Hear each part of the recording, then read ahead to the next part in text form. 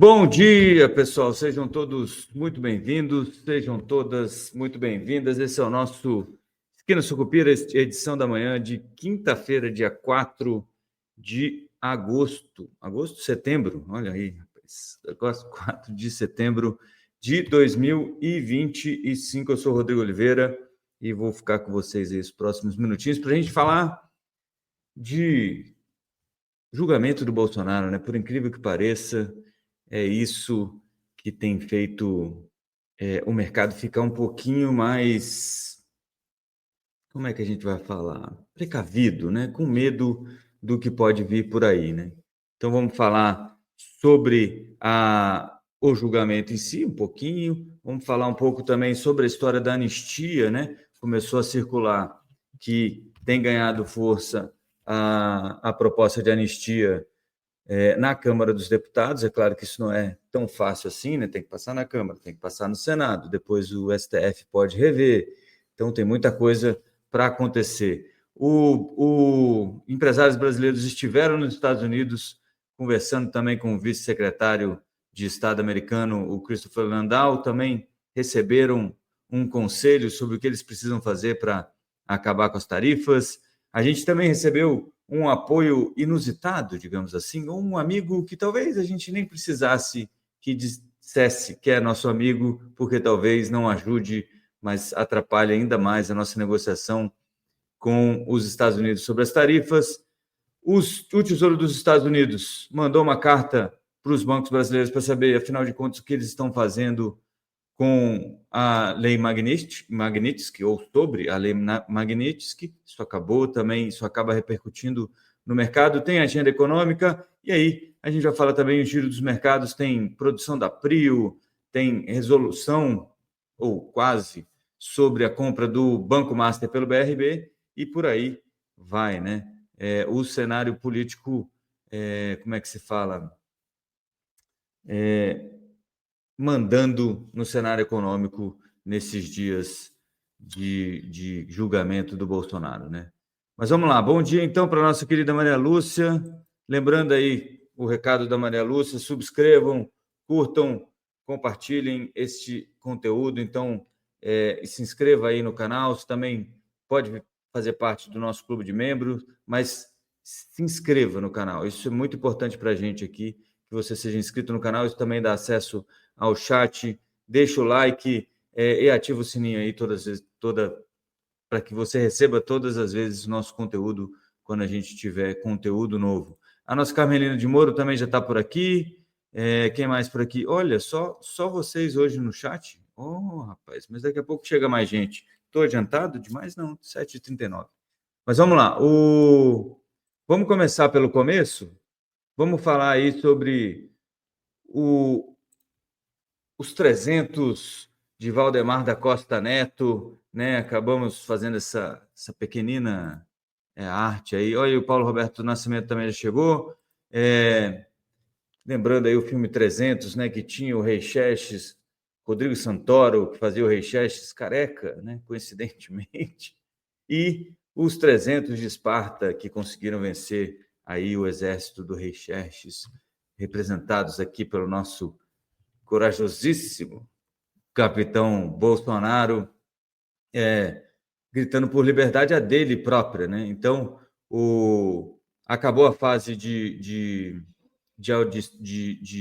ouvir aí as defesas dos acusados da tentativa de golpe de 8 de janeiro e ficou para a semana que vem, então, os votos dos juízes aí da primeira turma do STF que estão julgando o caso dessa suposta tentativa de golpe. Lembrando que, após esse julgamento, a chance de recurso para mudar o mérito só ocorrerá se 2 dos 5 ministros discordarem da decisão dos outros 3. Aí sim você pode entrar com recurso para mudar o mérito, isto é, vamos supor que os 8 sejam condenados.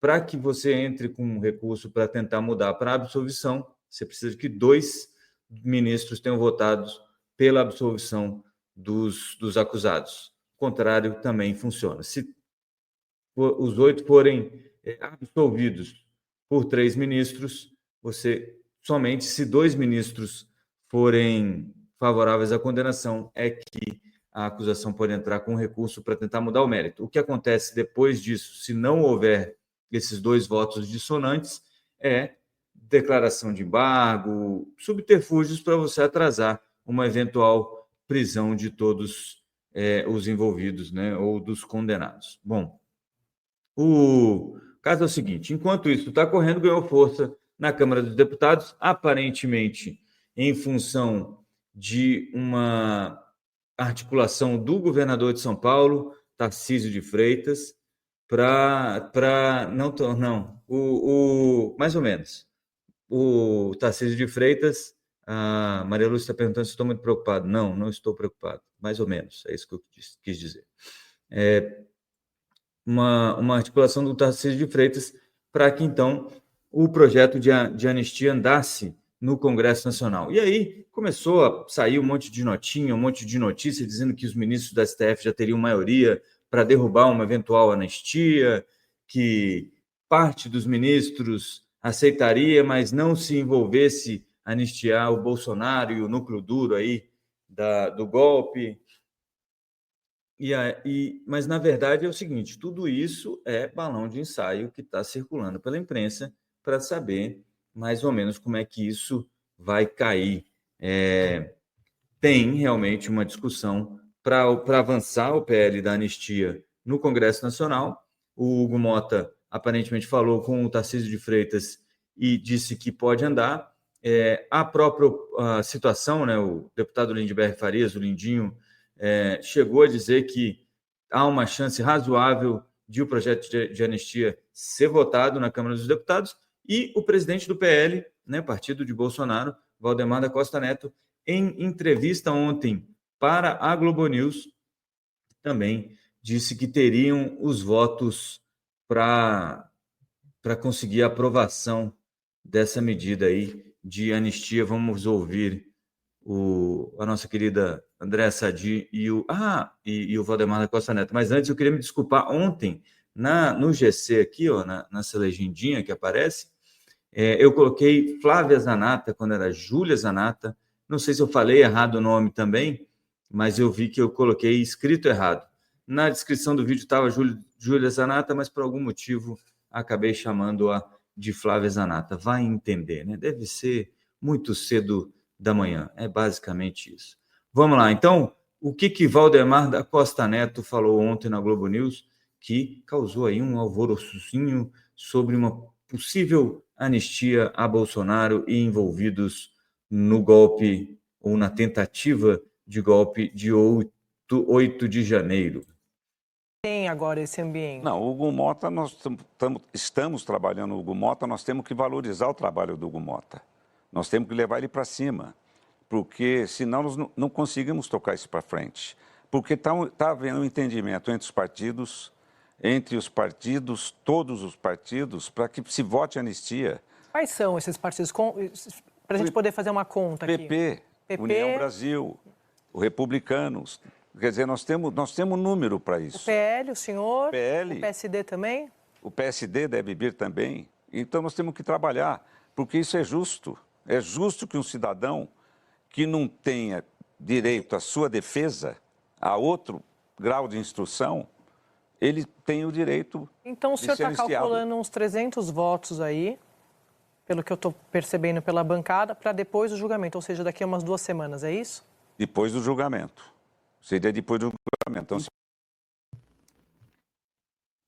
bom, depois do julgamento, segundo o nosso querido Valdemar da Costa Neto, porque não tem como você anistiar alguém de um crime que ainda não foi condenado, né, por esse crime. Então, esse é o caso de ficar para depois do julgamento, e teriam esses 300 votos aí, o que me lembrou do filme 300, e é mais ou menos essa batalha hercúlea aí que os apoiadores da anistia a Bolsonaro e a todos envolvidos na tentativa de golpe, na suposta tentativa de golpe, por enquanto, terão que enfrentar, né? É bastante improvável que a gente consiga algo nesse sentido, mas não é impossível. O Brasil já fez isso antes, já descondenou condenados, já inocentou culpados e por aí vai, né? Principalmente nessa seara política, né? Quando ele fala que não teve grau de defesa, é porque ele está falando que, como ele foi julgado só no STF,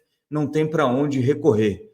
E, segundo o Valdemar defende que o presidente, depois de ter sido presidente, deveria ter sido julgado em primeira instância, pois ele não é mais um presidente, né? Então, esse seria, e não no STF, né? E, então, assim, tem vários buracos nesse negócio, né? Mesmo com mudança do regimento, já falei isso aqui antes, é estranho que você aceite que um julgamento dessa importância, né, um julgamento sobre uma tentativa de golpe contra o Estado Democrático de Direito, seja feito por uma turma e não pelo plenário do STF. Ah, mas o STF decidiu lá em 2023, depois dessa história do golpe, que ações penais seriam julgadas por uma turma só. É ruim, né? No mínimo, é ruim.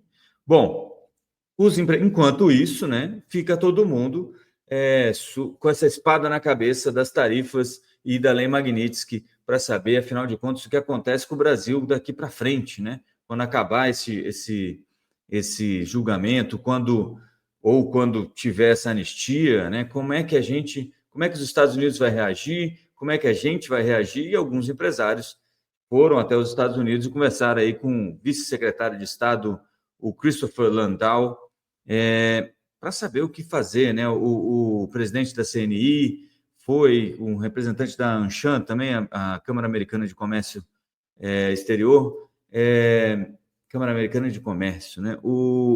E foram falar com o Landau e ouviram o seguinte recado, né?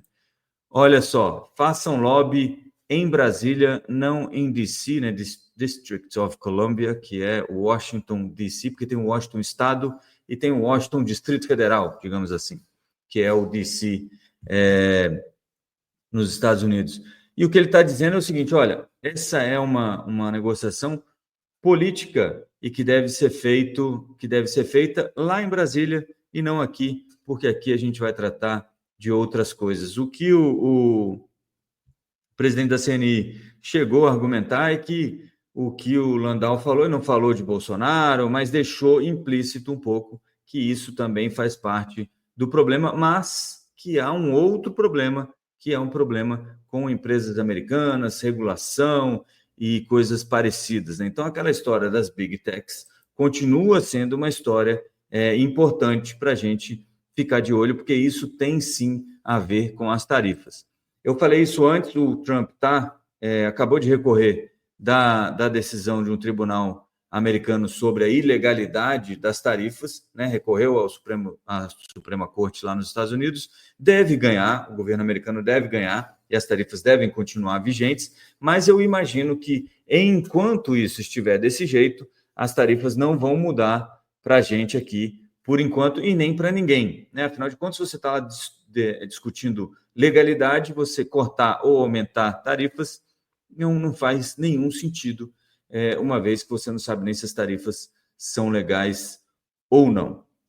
O que ficou, que continua repercutindo, é essa tentativa de articulação dos BRICS. E aí, amigo, a gente recebeu o apoio de um amigo que eu não sei se ajuda ou se atrapalha, né? O nosso querido Vladimir Putin, que está em Pequim, ou estava, acho que já foi embora, mas estava em Pequim para uma celebração chinesa, deu uma entrevista falando, entre outras coisas, sobre as tarifas contra o Brasil, dizendo que os Estados Unidos está sendo desproporcional com o Brasil, né? Agora sim a gente conseguiu alguém que o Trump gosta e que vai nos ajudar, né? Só que não. Diz o nosso querido, como é que chama? Vladimir Putin. É o seguinte, ó. Existe uma desproporção no comércio entre os Estados Unidos e a Índia, os Estados Unidos e a China, isto é, realmente tem um problema de déficit muito grande no comércio internacional entre os Estados Unidos e a Índia e a China, mas não há desproporção, segundo o nosso querido Putin, nas relações econômicas entre o Brasil e os Estados Unidos. E aí ele defendeu que os Estados Unidos desistam dessas tarifas contra o Brasil, porque, né, seria irrazoável. Olha só o Putin falando sobre razoabilidade, né? Como diz o Clayton aqui, ó, tem ajuda que é melhor nem receber, né? É o caso dessa ajuda do Putin, do Vladimir Putin, nesse caso nosso das tarifas. Bom, o pessoal voltou com o rabo entre as pernas, mas vai tentar fazer um lobby aqui em Brasília e explicar direito o que é que os americanos querem. No fim das contas, sobra ainda como algo que pode acontecer e pode mexer no mercado financeiro nos próximos dias, a Magnitsky. Inclusive, ontem, os bancos brasileiros receberam aí uma carta do Tesouro dos Estados Unidos, né, da OFAC, que é uma agência do Tesouro dos Estados Unidos, perguntando sobre o que eles estão fazendo para cumprir a lei de... Estou com um negócio errado aqui, ó. Para cumprir a lei a lei Magnitsky, né? Então, os bancos voltaram a cair na sessão de ontem, a gente vai falar disso já no nosso giro dos mercados, mas os bancos voltaram a cair. O Banco do Brasil não foi a maior queda, mas no acumulado da semana é a maior queda entre as instituições financeiras, porque é o banco mais exposto.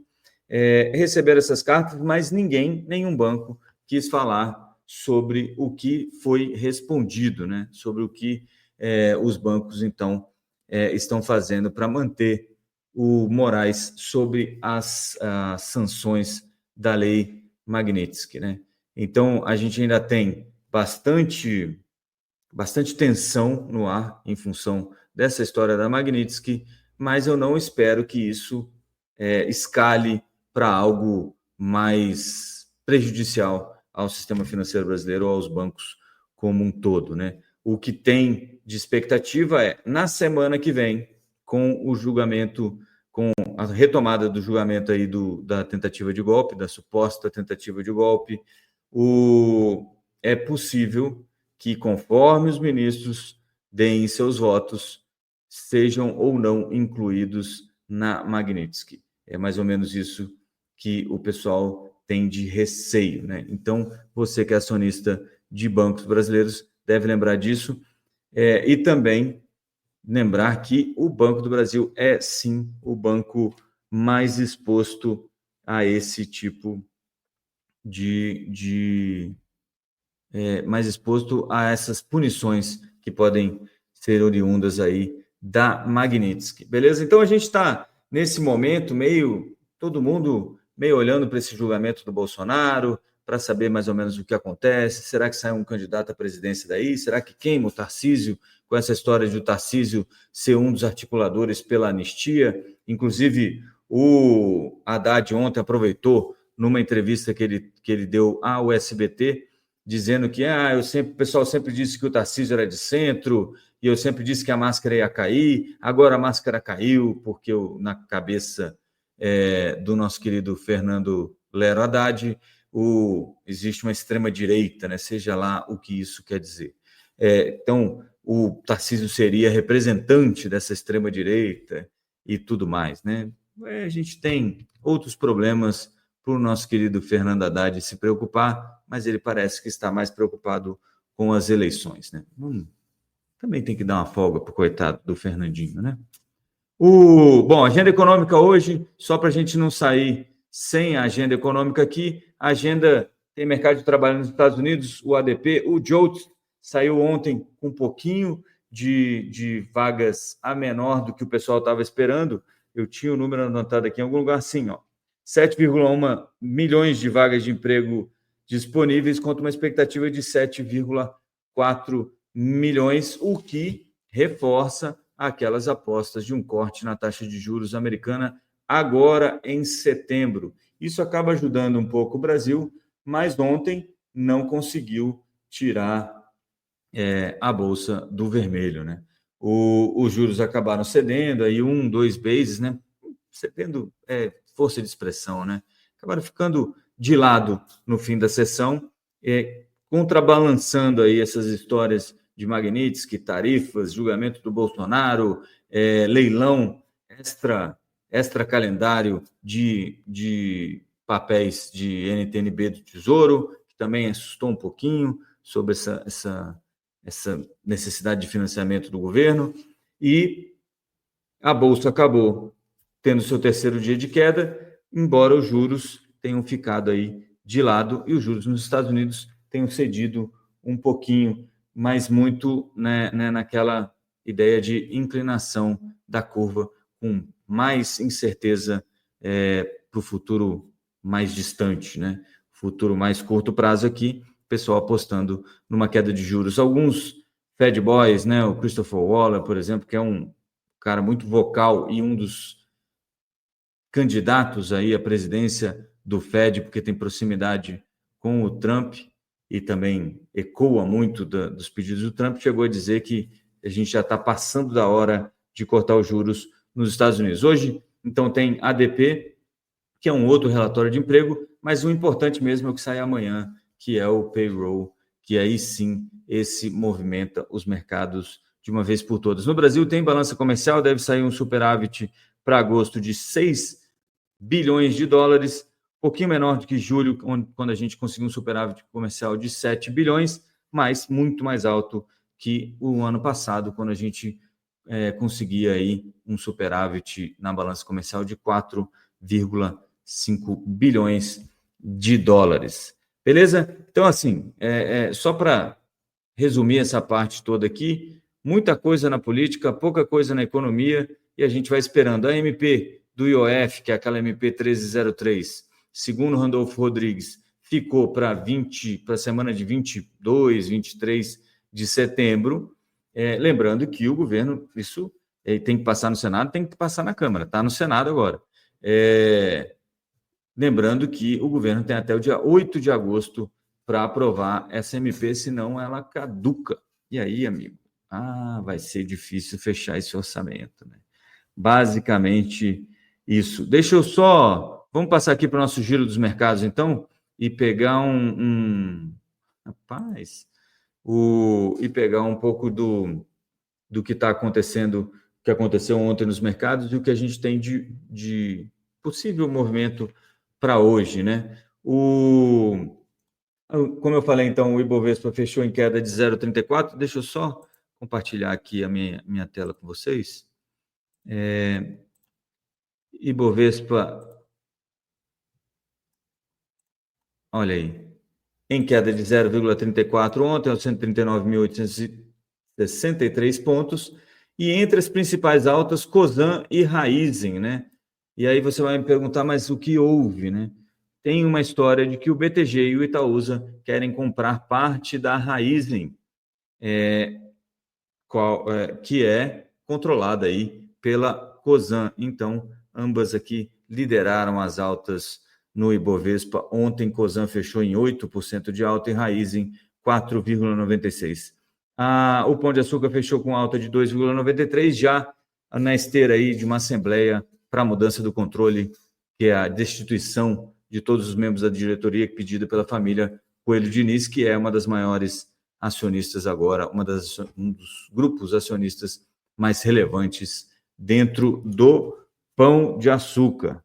Do lado contrário, a gente tem Brava Energia, IRB e Ambev. Brava caiu 2,97, IRB 2,24, Ambev 2,14. Como eu falei para vocês, os bancos, Itaú caiu 0,87, Banco do Brasil caiu 0,69, o Bradesco, cadê o Bradesco? Estava por aqui também. BTG caiu 0,45, Santander 0,07, Bradesco, BBDC 4, 0,06. Todo mundo aí um pouquinho para baixo no dia de ontem. Saiu também o que deve repercutir no mercado hoje, a produção da Prio, que veio 9% mais ou menos abaixo aí da produção do mês passado, de julho, e isso pode trazer um pouquinho de correção no preço, né? Uma vez que empresas de petróleo é sempre produção vezes preço. O preço até aumentou um pouquinho, mas tem uma conversa de que a OPEP deve soltar nessa semana ou na próxima um novo guidance para aumentar ainda mais a produção de petróleo por parte do cartel, né, da OPEP, da Organização dos Países Produtores e Exportadores de Petróleo, e isso deve derrubar ainda mais o preço, o que pode ajudar aí as ações da Prio a caírem um pouquinho mais, além da queda aí além da queda na produção. Tem uma pergunta, o Barion aqui. Fala, Xará. Bom dia, Barion. A Maria Lúcia está perguntando por que o dólar continua mais baixo. Deixa eu só... Vamos fazer o seguinte, Maria Lúcia, já respondeu, deixa eu só falar rapidinho aqui sobre o Banco Master, e aí eu já falo sobre o dólar aqui rapidinho, tá? O Banco Master ontem soltou um fato relevante sobre o indeferimento aí do pedido de compra, de aquisição de 49% das ações ON e 100% das ações PN do Banco Master, né? O Banco Central negou o pedido de compra, indeferiu o pedido de compra do BRB pelo Banco Master. Ambos os bancos soltaram fatos relevantes ontem, avisando sobre a decisão do Banco Central e dizendo que vão pedir a íntegra da decisão para entender o que aconteceu e examinar se há alguma alternativa cabível. O Banco de Brasília continua defendendo, né, obviamente, como não poderia deixar de ser, que a transação representa uma oportunidade estratégica com potencial de geração de valor para o BRB, seus clientes, o Distrito Federal e o sistema financeiro nacional.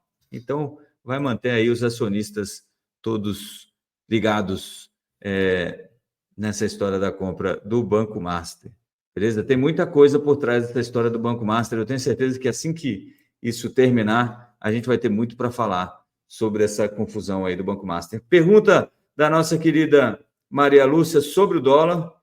Por que o dólar continua baixo? Continua baixo porque o juro americano deve cair e também essa história das tarifas ajudam a derrubar um pouco o valor do dólar. Lembrem-se que essa é uma estratégia do governo Trump, né? Dos assessores do Trump, e é uma estratégia que o Trump deixou clara que era uma ideia para melhorar as contas dos Estados Unidos. Então, a desvalorização do dólar é importante para os Estados Unidos e está sendo feita de propósito. O Brasil acaba que também está surfando essa onda, mas o mundo todo está surfando essa onda. O DXY, para vocês terem uma ideia, vou colocar de novo aqui, o DXY em alta de 0,10 agora, às 98,244 pontos, mas em queda durante o ano. Se você olhar aqui, no ano, queda de 10% para o DXY. O DXY é aquele índice de moedas fortes, de moedas de países desenvolvidos, principalmente aí euro e ien, contra o dólar. Então, o dólar se desvalorizando contra as principais moedas do mundo, e isso está acontecendo também contra as moedas emergentes. Se a gente for olhar contra o real brasileiro, a queda no ano é de 11,88%, né? Somente em 2025, e isso não deve mudar nem tão cedo. Começam as quedas de juros nos Estados Unidos este mês, provavelmente. A gente vai ter de 2 a 3, alguns bancos até falam em 4 cortes de juros, e isso acaba desvalorizando ainda mais o dólar, principalmente aqui contra o real, que continua com juros na casa dos 15% ao ano, né? Agora, só para a gente encerrar aqui, S&P 500 em alta de 0,51 e Nasdaq em alta de 0,79 na sessão de ontem, e os futuros apontando também para uma nova sessão de alta nos Estados Unidos, com o Nasdaq em 0,27, o índice futuro, e o S&P 500 futuro em 0,20 também de alta.